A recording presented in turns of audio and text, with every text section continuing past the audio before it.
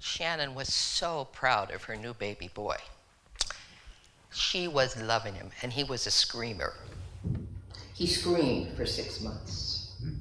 By the end of 6 months, she turned to her husband, Mike, and she said, "We need to have another baby, because then that would keep him entertained." So plan B was to produce another baby. And they did, only they produced twins, and they were screamers. And all three of them screamed. And not only that, they entertained each other. And they kept hearing sounds like, "Don't do that, don't do that, don't do that." And all they heard was, "Do that, do that, do that." And life was quite interesting in their household. Well, on this particular afternoon, after the feeding frenzy called lunch, Shannon decided that she should give the kids a bath. And so she couldn't just give one a bath, because if she gave one a bath, the other two would be hanging from the ceiling fan or knocking something over. So she put them all in the bathtub, soaped them up, and the doorbell rang. And she knew it was the UPS, because UPS was bringing a package that she needed. So she said, "It's only 10 feet to the door. Now you guys stay in the bathtub, and I'll be right back." Well, she walked the 10 feet there, opened the door, grabbed the package, went to shut the door, and one of the girls went between her legs and outside. Now she's left with a thing. What do I do? Do I go after her, or do I go stay with the two in the tub? And before that nanosecond of thought went through, all three were outside. And as soon as she went out the door, they all went in different directions when they saw her. And she looks down, their street was 10 houses. And she looked down, there's not a soul out there. Not a soul. And she's going, "What do I do?" Well, one of the little girls started to run into the street. So that was a given. So she ran out, grabbed her, but she was still slippery from the soap. So she slid down, and she slid between her mom's knees. So Shannon just closed her legs up and had one baby captured. Well, then the other baby girl, the other twin, ran down the road, down the street, and went into the yard of the lady whose yard was perfect. Every flower was perfect. She was the pride of the neighborhood. And the little girl stopped, thought for a minute, opened her leg up a little bit, and used the yard for her personal potty chair. Now, Mom, by this time, is just totally embarrassed. And at that moment, the woman who owned the yard came out. And she said, "Please help me, because her little boy was running here, and the other girl was under her legs, and she couldn't get to the one in the yard." And so the other lady got the boy, picked up the other girl, and said, "It's all right, because I'm a mother too. And you're going to have a lot of experiences like this before they're gone." And I got to thinking about mothers, and mothers are pretty amazing. Single mothers particularly are amazing. They are cooks, they're Uber drivers, they're gymnast helpers, they're piano makers, they're just anything. They're boo-boo cleaner-uppers, they're Band-Aid people, they're just everything that needs to be done for it's like Mom will make it better. I know Mom will make it better. Well, when Jimmy Carter was in the White House and Amy was in middle school, she came home with an assignment for social studies, and it was on the Industrial Revolution. And neither Rosalind nor Amy could figure out what they wanted. So Rosalind said, "Well, no problem. I'll just call up the Department of Labor and get some information." So she did. She called up the Department of Labor and said, "We need some information on the Industrial Revolution." Well, they thought that it was the president who wanted it. So Sunday afternoon, 3 vans pulled up full of information on the Industrial Revolution. And Rosalind found out that it cost several $100,000 because the entire Department of Labor stayed over the weekend to get all this information for the president. So she said, "Well, it's too late to do anything about it now." So she and Amy sat down to write this essay. Amy got a C on it. But the thing was that Rosalind cared enough that she sat down and she helped her. Now, most of us are too old to know about the new math. But since what I do in my other life is I accredit high schools, Trust me, there are parents out there who are gnashing their teeth over this new math because they don't get it. You do a problem, and there's 10 different ways to do the problem, and the kid has to do all 10 ways, and they're all different, and they have to come up with the same answer. It's a waste of time. 2 plus 2 is still 4, no matter how you do it. But anyway, so it's really hard for us as older to understand what it's like to be a mother to kids in elementary school, because it's not like it used to be when we were there. Trust me. I remember the Dick and Jane and the C-Spot Run, and they don't do that anymore. They're reading chapter books by the time they're in first grade or second grade. And it's just, it's just very different than it was then. But part of what's important is the fact that moms will sit down and will talk to their kids and help their kids, even if they have to say, I haven't got a clue what this means, but let's figure it out together. And that's what's important about being a mother. There was a man by the name of Mike Tucker. Now, Mike Tucker is a man who produces background music and produces shows and programs, and he's an Emmy Award winner and all that stuff. Well, after one show, this little mother, she was about that tall, came up to him and she said, I think that you could really use my son's music. And he thought in his mind, yeah, sure, right. And so he said, well, tell you what, give your son a guitar, tell him to go into his bedroom and play a few chords so I can see what kind of music he's into. And she looked kind of puzzled. And she said, you don't know who I am, do you? And he said, no. Well, I'm Billy Joel's mother. And Mike Tucker said, well, you don't need to have him send a demo tape to me. But she said, let me tell you a story. When Billy Joel was young, he was much shorter, sort of like me. And he was much shorter than the other kids in school. And he wasn't athletic. He couldn't hit a baseball, and he didn't do basketball very well. And he got bullied all the time. And he would come home, and he would be in tears, and he would say, I'm just so different than everybody else. I just don't want to be me. I want to be somebody else. And every day I would say, I love you just the way you are. And as an adult, he came in one day and he said, every time I felt that way, I would remember you saying, I love you just the way they are. And I wrote this song for you. It became an award-winning song called I Love You Just the Way You Are.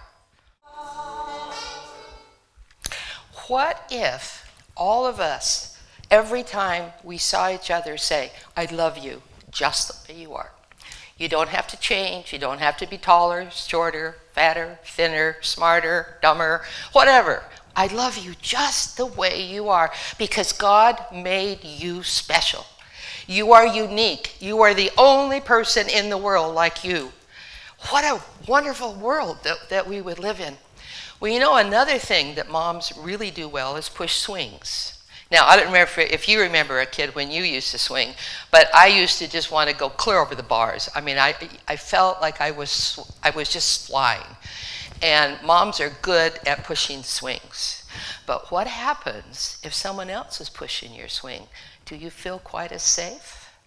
Maybe it's an uncle, or maybe it's a neighbor, or just somebody that's there and you're not quite sure if it's going to work out. So you don't want to quite go just as high.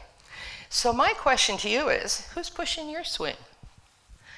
If you remember in the Bible, there was a story that occurred when Jesus and the disciples were very tired because they had been talking all day long to hundreds of people. And they got into a boat and they were going to go across in Galilee, and they were going to just rest and pray and, hang out a little.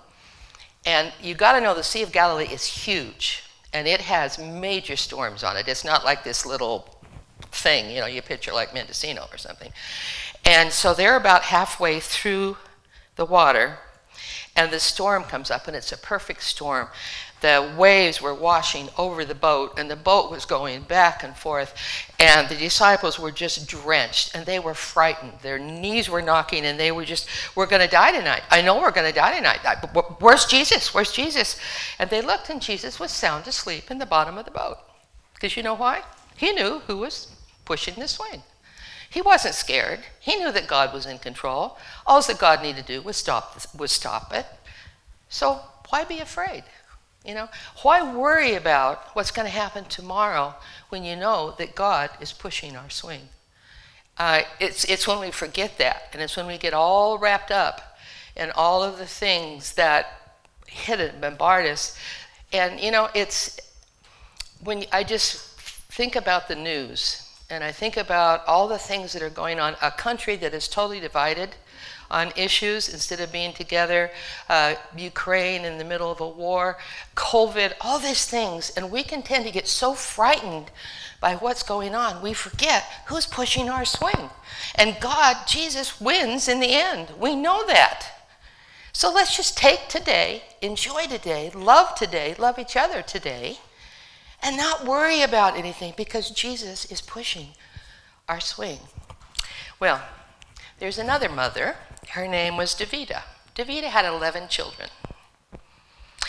And on this particular day, they were getting to her. And she couldn't get anything done. So finally she said, all right, everybody, out. Go out, get in the backyard, go play with the dog, go play in the sand. Just do whatever, just go outside. And so they all went outside, except the little 4-year-old, Tim. And Tim refused to go. And everywhere that Mom went, Tim was right behind her, like right behind her. I mean, like, so his toes were touching her heels. And she kept saying, will you please just go outside and play with your brothers and sisters? Please go. No. And she'd do something else, and he'd be right behind her, just walking right on her heels.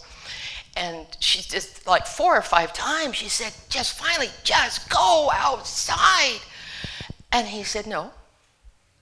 And she said, will you tell me why? And he said, well, in kindergarten class, teacher told me that I need to walk in the footsteps of Jesus. And I don't see Jesus, but I see your footsteps. And so I'm going to walk in your footsteps because you remind me of Jesus. And at that point, she just bowed her head and said, thank you for this child. But think about that. Think about that we, each of us, are Jesus' footsteps in people's lives. What we say, what we do, how we behave, the words we use, words can be so cutting. I had a counselor who told me I was too stupid to go to college, so think of something else to do. And I've had other people say things that just cut, they just hurt. And sometimes we don't mean to say it, it just comes out. But if we can remember that I love you just the way you are, maybe we won't be so hurtful. And maybe we'll remember that we are the footsteps of Jesus in people's lives around us, and particularly in the kids. Now, I don't know if you've ever noticed, but I think this is funny. You ever seen the little 3-year-old boy who's standing like the dad? Hands in the pocket, or out of the mouth comes a word that you go, oh, where did you learn that? Learned it from you. And how many times, and I know I've done this, I'll say, I will never do that. I will never say that like my mother. And then out it comes, and I go, oh, oops. Okay, because we are the example, and what we teach these kids, particularly from birth until they're about 5 years old, we're developing their personalities. And so, and I know that we're not all biological mothers. I know that, but all of us are mothers of the heart. And all of us have a responsibility to kids in our life, and not just kids in this church, but every child around. We are next to an elementary school. How many times have you prayed for those children at the elementary school? They are having many problems, and the world is so different for them now. State of California put out a survey, and kids in 4th grade report I'm trying to get on the words so I get it right. They report that there is significant pressure for them to do drugs in 4th grade. And are we praying for those kids? Are we saying, God, take care of those teachers? This isn't that Teacher Appreciation Week. Have we said thank you to God for the teachers that are taking care of all these kids? Trust me, been there, done that. So today we're going to meet a Christian lady who is a mother who learned a lot of lessons from her son, and I hope you enjoy her. So if you're ready to suspend belief and go back in time, we're going to meet this Christian mother. Good morning. I hear you've been talking about that it's what you call Mother's Day. We didn't have that when I was a young mother. What do I want to tell you? Well, I think I'm getting ahead of myself. I was born in Cyprus, and when I was a young teenager, we moved to Jerusalem, and there I met my husband, and we got married, and we had one son, and we named him John Mark. My name is Mary. My name means beloved, and yeah, there were a lot of Marys. It was like the Smith name. Everybody named them Mary, so I have a very common name. But believe me, I did not have a common son. When John Mark was probably 5 or 6, my husband died. He left me well off, which was really wonderful. And so I didn't have any financial problems, but I was a single mom. And single moms don't always have it easy. But the one thing that I learned was the love of Jesus. I became a Christian in the early Christian church, and I had a really nice, large home. And so I felt that it was my duty to let people stay there, to hold worship there, because you got to realize, at that time period, there were two entities who hated Christians. One were the Jewish leaders. The other was the Romans, Herod. And if you got caught worshiping Jesus, you were going to be persecuted and very likely killed. So a lot of the time, the early believers, we went to the rivers and kind of out in the forest to meet. And I thought, no, I'm not going to do that, because God is in control of my life. He is my hiding place. And so we're going to meet in my house, and I don't care who you are, I don't care what ethnicity you are, we're just going to meet there. And so we did. Well, John Mark continued to grow, and I became close to Jesus' death. And if you look in the book of Mark, coincidence there, I'll talk about that later. It talks about in the Garden of Gethsemane, when the soldiers came to arrest Jesus, there was a young man who ran out of the garden. And I believe it's John Mark, because I saw a definite difference in him after that scene in the Garden of Gethsemane. He became more in love with Jesus. He became more fervent in the thought that he wanted to tell other people about how much Jesus loved them and how special they were. So Paul also hung around our house a lot when he was in Jerusalem. And so he was telling us one day that he was going to go on a missionary journey. And I am the aunt of Barnabas. And so Barnabas was staying with us at the time. And Paul said, well, Barnabas, why don't you come on my first missionary journey? And Barnabas looked at John Mark and said, well, John Mark, you want to go? And so John Mark said, yeah, well, I mean, he was a mature man. I mean, he was probably all of 17. And so anyway, they took off on their first missionary journey. And I missed him a lot, because he was all I had, but I knew that God was calling him in a special way. And so I just prayed every day for him and knew things were going to be well. Well, they went to Cyprus. We're not there very long, and John Mark showed up at the front door. And I said, well, what are you doing home? Is the missionary journey over? And he said, no. He said, I just came home. And he wouldn't tell me very much about why, but I kind of, when I talked to Barnabas later, I figured out that what had happened was he was preaching, and only one person accepted Christ. And it was just devastating. And then I think he missed me too, and I think he missed his church family. But that changed him too. Well, when Paul came back from the missionary journey, and he was staying with us again for a while, he talked about he wanted to go on his second missionary journey, and he wanted Barnabas to come with him. Well, Barnabas thought that Paul had been a little not too nice to John Mark, and said, well, why don't we let John Mark come and have a second chance? Paul said, absolutely not. He cannot come on this, because I can't afford to depend on him and then have him come running home. So no. Barnabas said then, well, I'm not going to go either then with you. And so he didn't. But Barnabas said, John Mark, how about if we go on our own little missionary journey and we go back to Cyprus? And so John Mark was really eager to do that, and they went off to Cyprus. And I thought, Lord, please help him to be more successful this time. Well, instead, Barnabas was martyred on Cyprus. John Mark stayed there. He preached. He had much better success this time. When he came home, some time had passed, and Peter was in Rome. And Peter wrote to John Mark and said, John Mark, will you come and help me write what I remember about Jesus? And so John Mark went to Rome with Peter, and they sat down and wrote the book of Mark. Mark is the story of what Peter saw from John's Mark. And John didn't name the book Mark because of John Mark, but he named it as it was a symbol of the mark of God and how much God was in Peter's life. Paul kind of forgave John Mark, and later on he wrote to Colossians and he said, entertain John Mark. He will be a blessing for you. He is my right-hand man.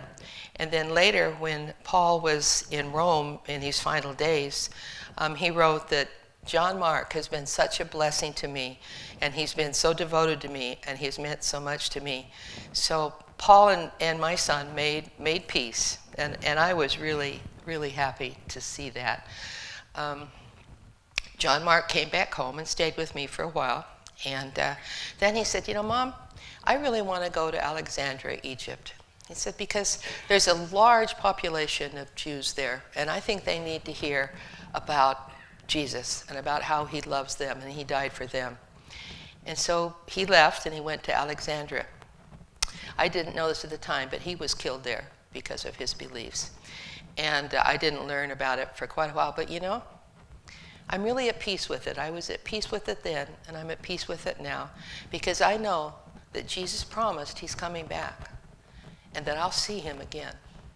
And as long as I hold that in my heart, that Jesus is coming again and he loves me, I'm okay. But I learned a lot of things from John Mark. One thing I learned is that I want to make a difference. That son of mine, his whole life was, I want to make a difference in people's lives. And I have decided to stop with the negative thoughts, with all the anxious feelings that I have, and just look every day for how I could make a difference. I learned that compromise is important. You just can't say it's my way or the highway, because we all have to live together. And if we can find a way where we both win, it's much better than one of us wins and the other one loses, because that destroys the relationship. And look how many years it took Paul and John Mark to get back together. So I really want to learn and remember about compromise. And you know what else? I want every single child that I come in contact with to know you are special. You are the only one in the entire world that God made just like you. You are unique. You are a star. You are the most important thing in the world to God. And Jesus loves you, and you need to know that. Hence the song, Jesus loves me, this I know, for the Bible tells me so. And I want me to be able to do that with every child I come in contact with, not just the children that are around me, but every child. They need to know how special they are, because we make such a difference in their life. Well, Martha was a typical 9th grade girl. Now, those of you that have been around 9th grade girls, you know this story is not going to go well. And one of the things that Mother does a lot is Mother takes the kids school shopping and school supplies. I mean, that's just kind of a cool thing.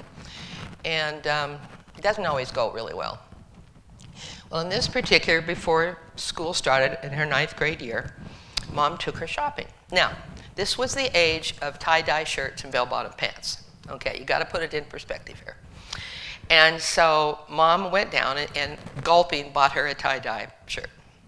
Okay, and then they went to the jeans department, and brought her a brand new pair of jeans, more expensive than what Mama thought it was going to be, but it was okay because it was a school treat, and the first day of school, she was going to look just really cool. So they get home, and Mom's doodling around in the kitchen, and she looks out, and Martha is out in the dirt with a rock pounding on the jeans and rolling them around in the dirt. And Mother is irate. She races out and she says, Martha, what are you doing? Those are brand new jeans. You know they cost me so much money, and how could you do this? I want you to wear them tomorrow. I can't wear them new like this. Nobody wears new jeans. I mean, I just can't do it. And Mom just was so mad, she just walked in the house shaking her head.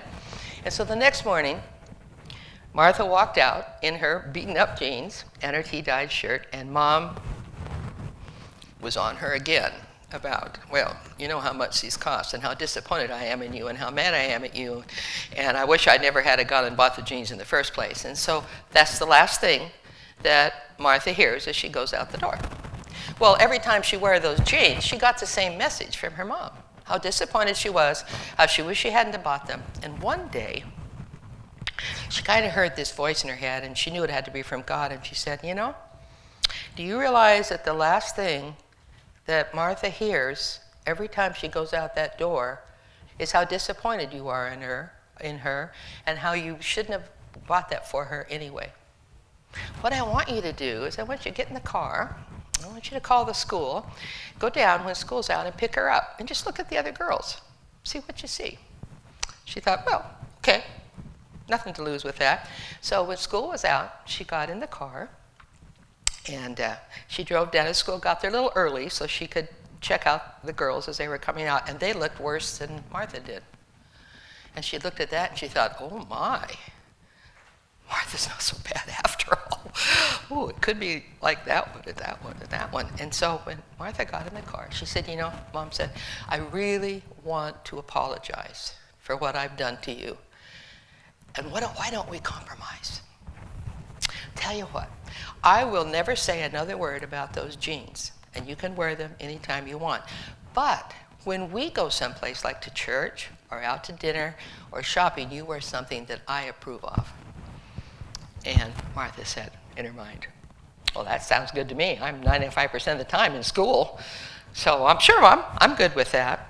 And you know, that ended the whole problem with those jeans, was just that little bit of insight of how important compromise is. So my challenge for you this week is to make a difference in somebody's life, is to not be so involved in what's going on in our life and so frustrated and whatever it is, but make a difference. See a child, pray for a child. You don't have to grab them, hug them, and pray, but that'll scare them to death. But just say, Emily, God, please be with Emily this week in school. Help her to have a good week. Help her to get along. Help her to learn. Be with the kids at Brookside. Help them to learn. Help the teachers teach them. Be the kids at the high school. I think they need it the most. You know, just remember to try to make a difference in people's lives. And that's my challenge for you this week, is to make a difference like John Mark's mother decided that she was going to do, is to make a difference. Let's pray. Father, on this Mother's Day weekend, surround all of our children with your love. Encircle each of us with your love and peace. Help us to mentor the children that have been put in our life.